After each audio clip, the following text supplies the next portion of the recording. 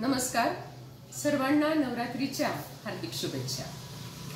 स्त्री काय आहे? स्त्री एक शक्ती आहे। अर्थातच शिवाशिवाय शक्ती अधुरी आहे।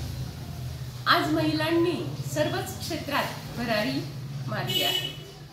अवकाशात सुनीता विल्यम, कल्पना चावला असो किंवा समुद्रात श्रीकृष्णाच्या द्वारकेचं संशोधन करणाऱ्या पाणबुड्या स्त्रिया असो, नवरात्रात स्त्रिया अखंड दिवा लावतात, उपास तपास करतात, पूजा अर्चा करतात, दान धर्म करतात। याला आपण आध्यात्मिक भाषेत पुण्य म्हणतो आणि सायन्सच्या भाषेत याला पॉझिटिव्ह एनर्जी म्हणतात। हीच सकारात्मक ऊर्जा वर्षभर ट्रान्समिट होत असते। आपण मोठ्यांचे आशीर्वाद घेतो, आपली कामं सफल होतात। हे काय असतं? त्यांची पॉझिटिव्ह ऊर्जा आपल्यात येते आणि आपली कामं सफल होतात। महिलांनी स्वतःच्या उन्नतीसाठी कुटुंबासोबतच आपल्या आरोग्याचा विचार करायला पाहिजे। त्या योगा असो, फिरणं असो किंवा वाचन असो, हे महिलांनी केलंच पाहिजे।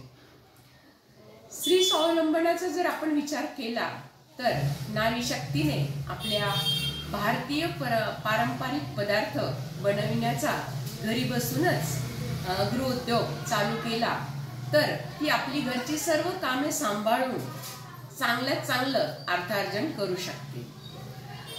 मी एक छोटा श्री वज्रा गृहोद्योग चालू केला तेव्हा मला प्रकर्षाने जाणवलं की आजची परिस्थिती अशी आहे की लोक पैसे द्यायला तयार आहे, पण त्यांना पदार्थांची चांगली क्वालिटी मिळत नाही।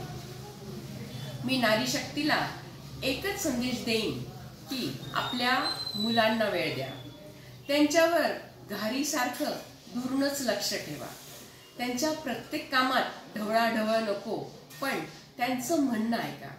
क्लासमध्ये मला बऱ्याच वेळेस जाणवतं की लहान मुलं असो किंवा मोठी मुलं असो, त्यांना खूप काही सांगायचं असतं, पण त्यांच्या आईला किंवा वडिलांना ऐकून घेण्यासाठी वेळ नसतो आणि मग मुलं आतल्या आत कुडतात आणि मोबाईलचा वापर करतात। तर प्रत्येक स्त्रीनं मुलांमध्ये क्रिएटिव्हिटी निर्माण कशी होईल ते बघावं आणि हॉबी क्लासेसची त्यांच्यामध्ये आवड निर्माण करावी।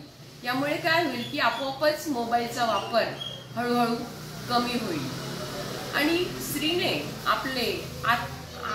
आपल्या आतली जी शक्ती आहे त्या शक्तीचं सामर्थ्य ओळखलं पाहिजे आणि ती जर ते सामर्थ्य तिने ओळखलं तर ती प्रचंड प्रगती करू शकते आणि हाच स्त्री शक्तीचा खरा जागर ठरू शकेल। धन्यवाद।